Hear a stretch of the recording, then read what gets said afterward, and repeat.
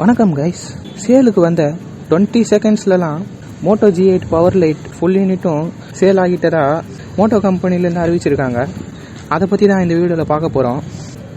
#Boycott made in China, #boycott China products, #ban TikTok, இந்த மாதிரியான ஹேஷ்டேக்லாம் ட்விட்டரில் ட்ரெண்டிங் ஆகிட்டு இருக்கிற இதே சமயத்தில் Moto company Moto G8 power lite மொபைலை ரியல்மி நார்சோ 10Aக்கும் ரெட்மி 8க்கும் காம்படிஷனாக ஃப்ளிப்கார்ட் இந்தியாவில் May 29 சேலுக்கு கொண்டு வந்தாங்க.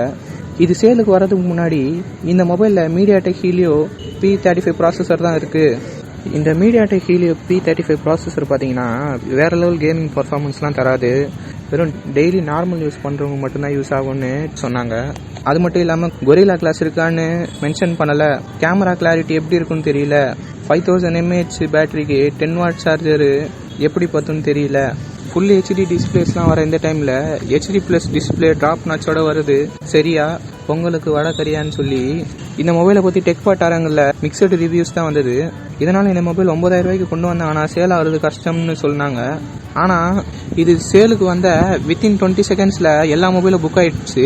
அது மட்டும் இல்லாமல் இதோட யூனிட் ஃப்ளிப்கார்ட்டில் காலி ஆகிட்டதால் அதிக யூனிட் வரும், வெயிட் பண்ணுங்கன்னு சொல்லி மோட்டோ தரப்புலேருந்து சொல்லியிருக்காங்க. ஒருவேளை மக்கள் சைனீஸ் ப்ராடக்ட் மேலே வச்சுருந்த காண்டில் இதை புக் பண்ணாங்களா, இல்லை கேமிங் மொபைல் வேண்டாம் டெய்லி யூசேஜுக்கு நல்ல மொபைல் இருந்தால் போதும்னு நினச்சி இதை வாங்கினாங்களான்னு மக்களுக்கு தான் தெரியும். இதில் இன்னும் என்னென்ன ஸ்பெசிஃபிகேஷன் இருக்குன்னு இப்போ சொல்கிறேன். இதில் 16 mega pixel rear camera, 2 mega pixel macro lens, 2 mega pixel depth sensor கொடுத்துருக்காங்க. அப்புறம் பேக்கில் பிளாஸ்டிக் பாடி தான் கொடுத்துருக்காங்க. அதில் மோட்டோ லோகோவில் ஃபிங்கர் பிரிண்ட்டும் கொடுத்துருக்காங்க.